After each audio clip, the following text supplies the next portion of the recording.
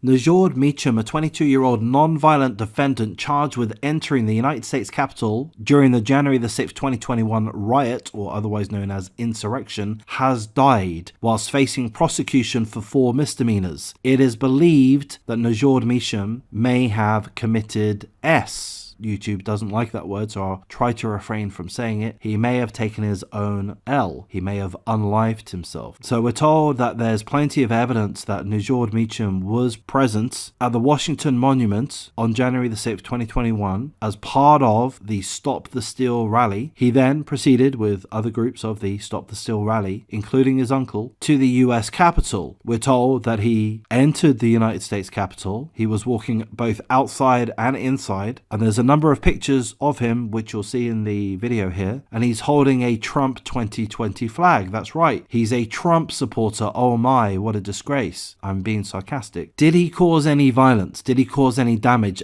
Seemingly not. What we're told within this article is that he didn't do anything violent. He didn't cause any damage. He walked into the United States Capitol building. He walked to a broken southern window. He didn't break it. He walked up to a broken window. He looked out and he raised his Trump 2020 flag. That's his involvement. 100% non-violent, according to this article. 100% non-destructive, according to this article. We're told that he was later escorted out of the building by law enforcement, and subsequently he's been facing prosecution for 4 misdemeanors, none of which are related to violence, none of which are related to destruction of property. And again, he's been found dead, believed to have been an act of S, believed to have unlived himself. What would have driven this young man to do that? Well, it could have been a number of things, of course. We don't know. We can only assume, and our assumptions might well be wrong. So I'm going to tell you what my assumptions are. I'm going to express some of my opinions. That's going to include some of my political opinions, which I try to not discuss overly on this channel. And the reason why I just try to not discuss my political opinions overly on this channel is because we're aware that politics are extremely polemic. Your views might wildly differ to my views. And if I express my wildly differing opinions, you might decide that you want to unsubscribe to my video. You might describe that you are upset by my opinions, and I don't wish for either of those things to occur. So that's part of the reason that I don't express my opinions, largely my political opinions, on this channel. It's not a political channel, so I try to avoid that. However, I do find that this is an important subject, one that does rile me to a degree, and I want to express my opinion. So I'm going to do that at risk of being declared a wrong thinker by YouTube. I might be struck. I might have my channel taken down if I happen to stray too far from the declared narrative, so I'm going to try to mask my words here and there for that reason. But essentially, my assumption would be that the gentleman concerned, Nejourde Meacham, 22 years of age, did indeed take his own life. That would be my assumption, and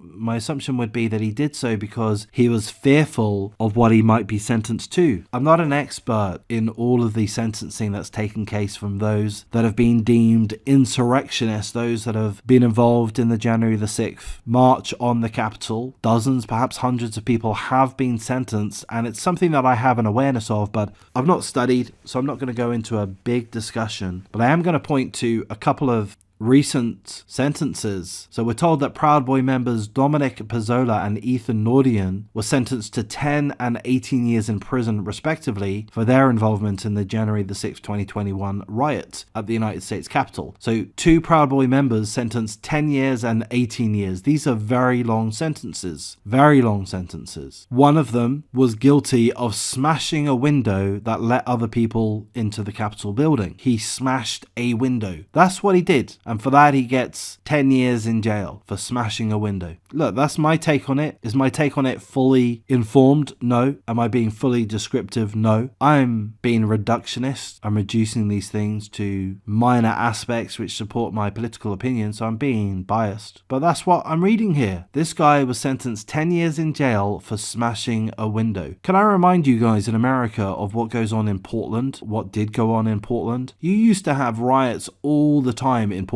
Perhaps it's died down. The media don't really discuss it anymore. But you would constantly have this building, that building attacked, smashed, burnt down. By the way, could we talk about the BLM peaceful protest riots that occurred in multiple cities across America, in fact occurred in multiple cities across the world? In America, you had multiple cities that were hit by thousands, tens of thousands of marauders rioting, burning buildings, burning businesses, destroying this, destroying that. In Seattle and other places, you had entire areas taken over by Antifa. Sequestered, is that the right word? Perhaps it isn't. Sequestered? I'm going to use that anyway. Taken over, but you know, they declare, oh, this is no longer public property. This is now the property of Antifa. We're going to start a farm in this public park. Yeah? Were those guys sentenced to 10 years for their actions? Were they sentenced to 18 years for their actions? No. They were given a pass by and large. Again, I'm being reductionist. I'm not explaining things to the full. I'm not overly informed. I'm sure I'm missing a little bit of information here, a little bit of information there. I'm just being very general, expressing my layman's view. But ultimately, my view is that the 22-year-old young man concerned who was facing 4 misdemeanor charges, none of which were violent, none of which were in regards to property destruction. My guess, my assumption is that he did take his own life because he was fearful of being handed a long, inappropriate sentence. He didn't want to be jailed for a lengthy period of time. He didn't feel that he was strong enough to go through that. He didn't feel that it was deserved. He didn't feel that he wanted to carry on being a part of society that was going to punish him for walking into a building. By the way, Joe Biden once walked into one of your government buildings. I can't remember if it was the United States Capitol or, you know, some building or other. He just waltzed in, Joe Biden, back in the 70s or something like that. Or perhaps before that, he was in his early 20s. He took it upon himself to go somewhere into a government building that he wasn't allowed to be in. He's now your president of America, yeah, despite all the evidence of this and that against him. Not only is he your president, he's your most popular president you've ever had. Received the most votes anyone's ever received. Correct me if I'm wrong. Been a while that I've looked into that. But back to the point here. My take on it is that the 22-year-old Nejourde Meacham likely took his own life because he was fearful of being overly punished for merely stepping into a building in support of what he thought was stealing of the 2020 election. Was he right? Was the 2020 election stolen? Was he wrong? I don't know. You don't know. We're told that he's wrong by the official narrative. And that's what we have to abide to. Because if we say that we believe that the election was or could have been stolen, then we're going to be admitting to suffering wrongthink. I'm not looking to do that. We have to accept the media narrative, the global narrative. Joe Biden is your legitimate president.